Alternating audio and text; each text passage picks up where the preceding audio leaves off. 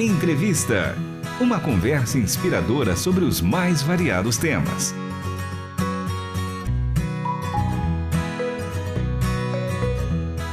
Olá, está começando mais um episódio do programa Entrevista. Eu sou Michele Gomes e tenho a alegria de receber hoje o querido pastor Marcelo Santos, pastor da Igreja Batista da Graça. Ele também é historiador, teólogo e apresentador do programa História da Igreja.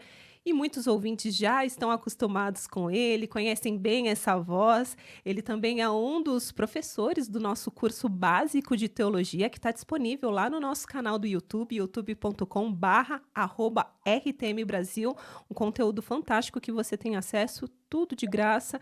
E é um dos episódios mais vistos no nosso canal, inclusive. Pastor Marcelo, que alegria tê-lo novamente aqui no programa Entrevista. Como vai?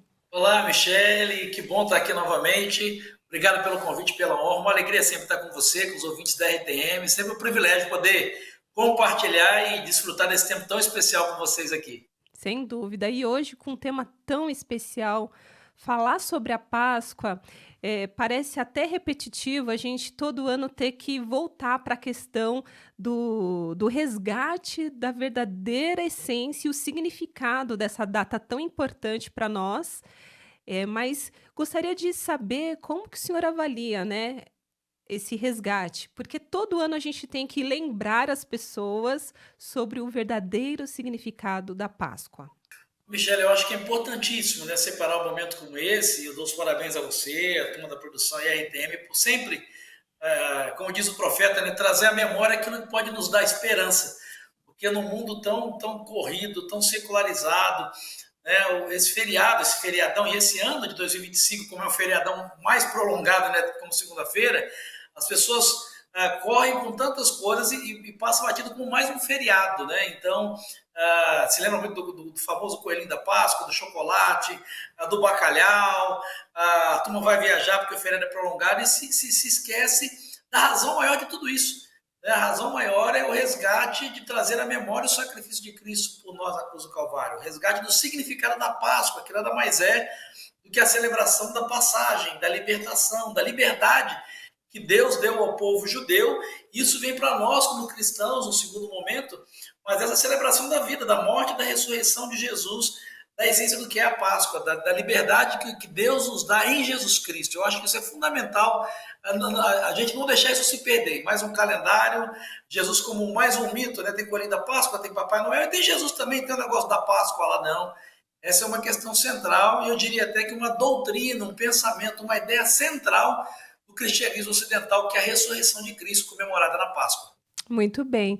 Quando você fala, né, sobre esses mitos, infelizmente a gente tem algumas nações que esfriaram tanto para o evangelho e realmente pensam dessa forma, entendem a, a história de Jesus como um homem comum, não entendem ele como o nosso Salvador, o Deus que se fez carne. Mas, ao mesmo tempo, né, a gente vê também iniciativas tão lindas de famílias, igrejas, nessa missão, nesse empenho de trazer esse verdadeiro resgate, que fazem ao longo do tempo também todo um ritual, uma preparação para ensinar para as crianças, para a nova geração, sobre esse significado. E eu gostaria que o senhor falasse, inclusive, sobre isso, né? De que forma Jesus Cristo acaba ressignificando essa data tão importante, que começa lá com o povo judeu.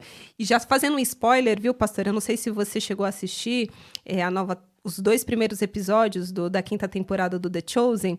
Eles estão representando, né, a última ceia. E a série traz algumas informações que eu achei bem interessantes sobre como Cristo ele vai cumprindo todo um ritual, né, que era feito no passado ali, a porta que ele entra no templo, que era a porta dos cordeiros, né, que seriam sacrificados. Traz um pouquinho para a gente de informação como que o Senhor Jesus ele acaba ressignificando a Páscoa, que era uma Páscoa judaica, que falava da libertação do povo, né, da escravidão do Egito. E isso se reflete, né, nos dias de hoje, uma libertação para todos nós, todos aqueles que confiam e entregam a sua vida ao Senhor Jesus. Michele, é muito interessante essa questão, né? Porque as pessoas falam até da Páscoa, alguns até, como você disse, né? Apesar de não acreditarem em Jesus como Cristo, conhecem a história e acham que é mais uma história, mas é interessante ter esse resgate, né? Eu tive na pré-estreia do The Chosen lá e é impactante mesmo a pesquisa histórica que eles fizeram, porque só assim, de uma forma muito objetiva, até porque nossa audiência aqui é muito diversificada, de uma maneira geral, a Páscoa ela resgata a libertação do povo do Egito, quando Deus liberta o povo do Egito sob a liderança de Moisés. Lá no livro do Êxodo, a Bíblia registra que Deus deu algumas orientações, né? Então eles teriam todo um processo de refeição de ervas amargas, deveria se passar o sangue, né, de um cordeiro nos umbrais das portas, né, e aonde a morte passasse, o anjo da morte passasse, o sangue estivesse no umbral da porta, isso, a morte não chegaria ali, a morte não alcançaria ali, né, os primogênitos dos hebreus,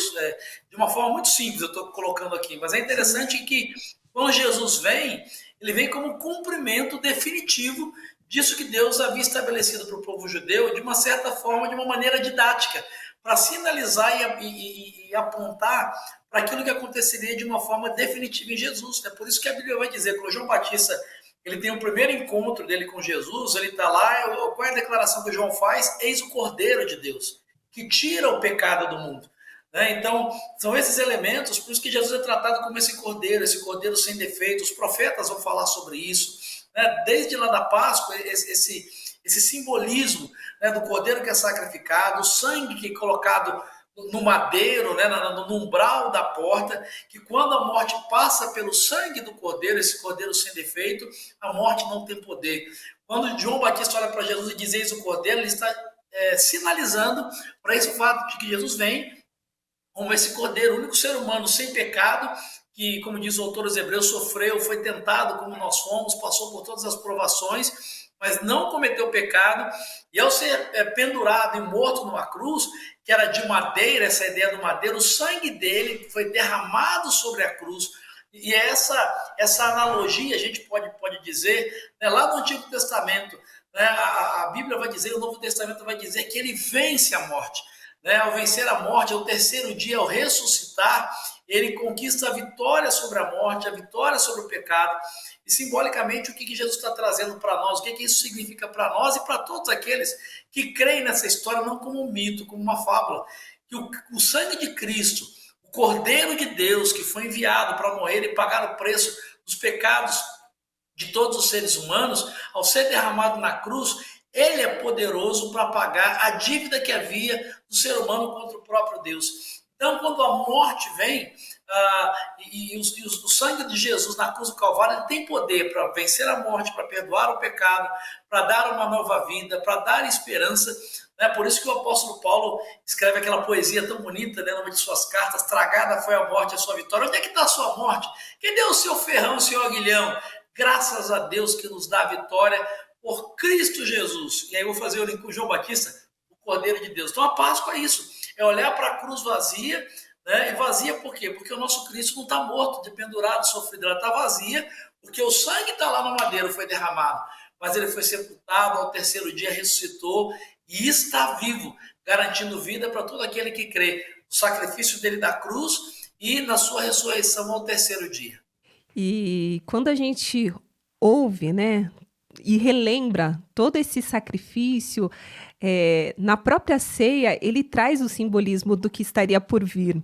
Então, eu gostaria até que o senhor falasse sobre a importância dessa última ceia que ele tem com os discípulos, que é algo que a gente faz até hoje para relembrar, né, esse sacrifício, esse amor indescritível, imensurável, para que a gente cumpra isso até que ele volte.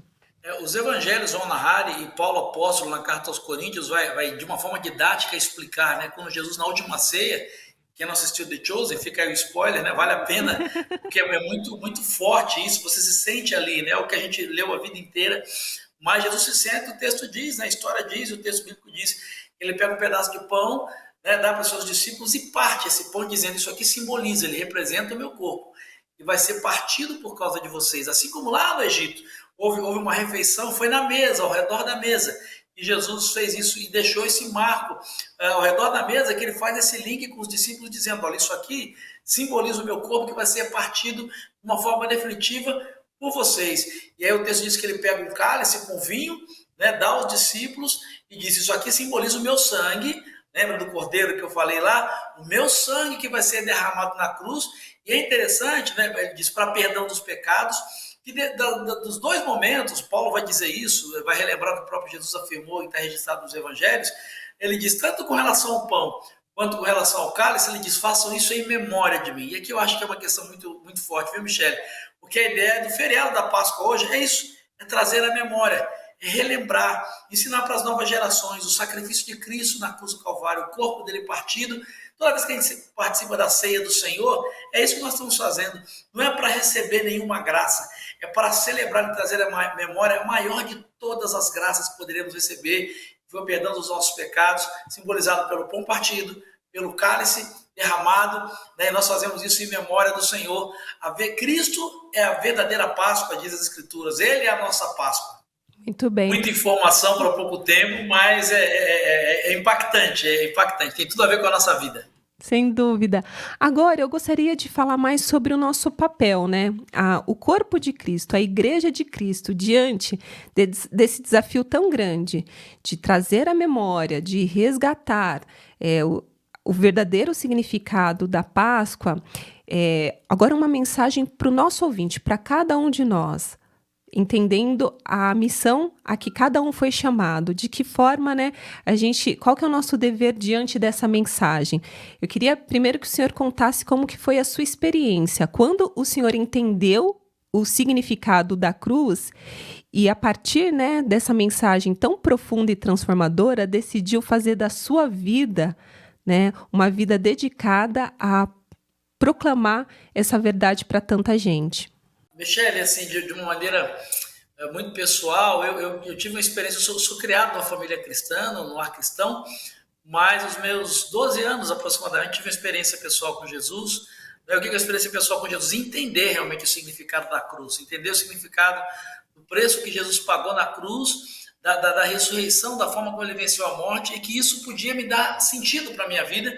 Eu vivia um tempo de conflitos, de muitas dores, perdas, questões familiares, entender que o sacrifício que Cristo fez por mim me dava a possibilidade dos meus pecados serem perdoados, de eu ter uma nova perspectiva de vida, e de que, como diz o apóstolo Paulo em Romanos, né, capítulo 8, que nada poderia me separar do amor que Deus tinha por mim através de Cristo, e desse sacrifício que a gente lembra na Páscoa. Isso virou uma chavinha na minha vida e disse: não, é isso que eu quero. Jesus é o meu Senhor, é o meu Salvador, e é desse amor, esse amor que eu quero experimentar. E alguns anos mais tarde, num processo que daria assim, uns 10 programas desses para contar, eu senti no meu coração o desejo de viver integralmente para proclamar e compartilhar isso através do Ministério Pastoral. Eu não digo para você que foi fácil, foi uma luta de cerca de 2 anos, mas de uma maneira bem resumida.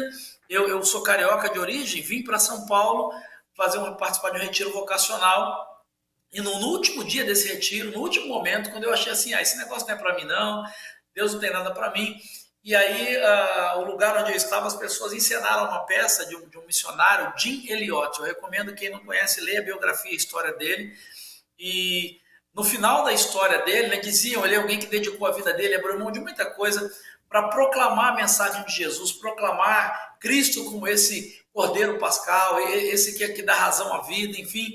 E criticava ele tem uma frase, ele diz assim, e o personagem falou assim: olha, não é tolo aquele que abre mão do que não pode reter para ganhar o que não pode perder.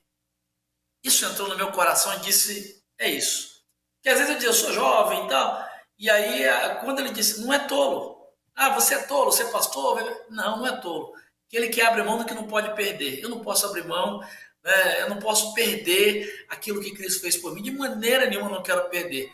Para abrir mão do que não pode reter, melhor dizendo. Abrir mão, eu não posso segurar meu dinheiro, meu futuro, minha família. Nem a minha vida não está na minha mão, não está no meu controle. Então, eu abro mão daquilo que eu não posso segurar. Não é meu, eu dependo de Deus. Mas eu quero ganhar aquilo que eu não posso perder de jeito nenhum, que é a salvação em Jesus, a presença de Jesus, a graça de Jesus. Então, de uma forma bem objetiva, foi assim que isso alcançou a minha vida. Até porque essa foi a ordem de Jesus, né? Em Atos 1:8, quando ele, depois de tudo que a gente conversou, Isso aí. depois de tudo que aconteceu lá, a sequência em Atos capítulo 1, verso 8, Jesus aparece ressurreto para os discípulos e diz: agora é com vocês, vão e sejam as minhas testemunhas, vão e falem disso que vocês estão vivendo. Então eu sou uma testemunha, eu estou obedecendo e eu quero compartilhar do que eu vivi, não só do que eu creio, mas do que faz parte da minha vida, que é que Cristo morreu pelos meus pecados, passados, presentes e futuros. O Cordeiro Pascal pagou o preço, ao terceiro dia ele foi ressuscitado e ele está vivo hoje, reinando não só sobre tudo e todos, mas eu não posso falar pelos outros, posso falar sobre mim, está reinando sobre a minha vida. Isso fez toda a diferença há mais de 40 anos. Que lindo! E é tão profundo. A gente fez um estudo, né, no programa Nos Caminhos da Fé, sobre aquele livro do Francis Chan, Louco Amor. E a partir do momento que a gente entende que ele já deu tudo que a gente precisa e tudo que a gente faz, todo tipo de renúncia, é porque a gente já ganhou tudo, né? Então, como não fazer algo para um Deus tão misericordioso e maravilhoso que já fez tudo por nós? É como um pai pede algo para o filho e o filho sabe que o pai dedicou toda a vida para poder dar o melhor para ele, e o pai pede um favor e o filho fala: não, como? Como eu posso falar não para um pai que fez tudo por mim, entregou sua própria vida? Então, quando a motivação do nosso coração entende esse louco amor de Deus por nós e tudo que ele foi capaz de fazer, é algo tremendo, não é? Michele, foi muito legal você citar. Esse livro eu recomendo também, fica a dica. Ele me marcou demais, esse Francis Chan. Né? É Louco Amor, se não me engano, é isso, né? É Louco Amor, se não me engano. Ele Crazy é Love, maravilhoso. né? Isso, do Francis Chan. Ele me ajudou demais a entender. Ele é belíssimo, ele impacta, mexe no coração, porque ele resgata essa ideia mesmo da nossa relação com Deus. Porque às vezes, infelizmente, hoje em dia, tem muita gente pregando um pseudo-evangelho de barganha, de troca, de toma lá da cá. Esse não é o verdadeiro amor de Deus, esse não é o amor das Escrituras. O amor de Deus é de graça e por graça. Ele não quer trocar nada, até porque Deus não precisa de nada de nós. Não tem nada que a gente possa oferecer e fazer para Deus que nos faça merecedores da graça dele, do amor dele. Ele não precisa, somos nós que precisamos dele. Então, às vezes, eu estava até conversando com alguém esses dias, dizendo: você serve, você faz. Eu falei: eu contribuo financeiramente, eu dou a minha vida, eu me envolvo em projetos missionários, não é para receber alguma coisa. Não, mas é porque aquilo que eu não podia pagar de forma alguma, eu já recebi de graça. O amor de Deus, a graça de Deus, a salvação de Deus, o perdão dos meus pecados. Tem uma expressão que eu gosto muito, Michele, que diz assim: não há nada que eu possa fazer de tão ruim que vai fazer Deus me amar menos, e não há nada que eu possa fazer de tão bom que vai fazer Deus me amar mais. Então eu digo isso para os nossos ouvintes: você está aqui, né, pensando nessa questão da relação com Deus, a cruz diz isso, a Páscoa nos lembra isso. Não há nada que você possa fazer de tão ruim que vai fazer Deus te amar menos. Não há nada que você possa fazer de tão bom que vai fazer Deus te amar mais. Deus te ama. E a maior prova disso é o sacrifício de Jesus Cristo na cruz por você e a ressurreição dele no terceiro dia que nós celebramos da Páscoa. Maravilha. Bom, antes da gente encerrar, deixa uma mensagem então aqui para os nossos ouvintes. Vamos aproveitar essa data tão maravilhosa, que eu acho que é a oportunidade que a gente tem, que essa mensagem alcance pessoas que ainda não conhecem desse amor, não tiverem uma experiência com Jesus. A gente tem aí as artes, né, a criatividade, hoje cinema, teatro, musical, levando essa mensagem de esperança. Como que o Senhor vê todas essas iniciativas para que essa mensagem tão transformadora e salvadora alcance todas as nações? Eu diria para você que está nos ouvindo, que está participando com a gente, que nessa Páscoa você traga à memória essa ideia para quem você vive e por que você vive. Talvez você esteja no vazio, esteja entristecido. Esse final de semana é uma ótima oportunidade de você lembrar disso. Várias igrejas vão fazer musicais de Páscoa, peças de Páscoa, enfim, e vão relembrar. É uma ótima oportunidade para você ser tocado por Deus e seu coração ser atingido por Ele. Eu recomendo que você procure a nossa igreja aqui, vai fazer um musical de Páscoa, e várias igrejas em todo o Brasil farão. Eu recomendo que você participe, mas que você vá com o coração aberto para ouvir e receber aquilo que Deus tem para falar ao seu coração. Alguém já disse que todo ser humano tem dentro de si um vazio do tamanho de Deus. E talvez o vazio que você esteja sentindo, e você acha que é dinheiro, que é emoção, que é saúde, que é tristeza, eles têm o exato tamanho do amor que Deus tem por você. Basta que você creia nisso, que você acredite nisso, e dê a Deus a oportunidade de demonstrar o quanto você é amado e amada por Ele. Então, aproveite esse final de semana, aproveite a Páscoa, procure uma igreja, procure um lugar onde você possa ouvir, talvez participar da ceia ou presenciar. Eu tenho certeza que Deus vai tocar o seu coração. Pastor Marcelo, que tempo especial. Muito obrigada, viu, pela sua participação aqui no programa Entrevista. Quem sabe da outra vez de forma presencial para a gente tomar um cafezinho, ter um tempo de mesa. É sempre uma alegria recebê-lo, viu? Alegria minha, Michele. Sempre fico honrado com o seu convite, quando recebo o seu contato. Um privilégio estar com você, com a RTM, que é a nossa casa.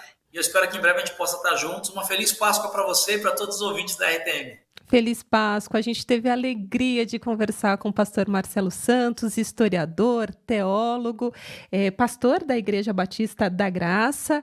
E o programa de hoje teve produção e apresentação de Michele Gomes e na mesa de som, Luiz Felipe Pereira.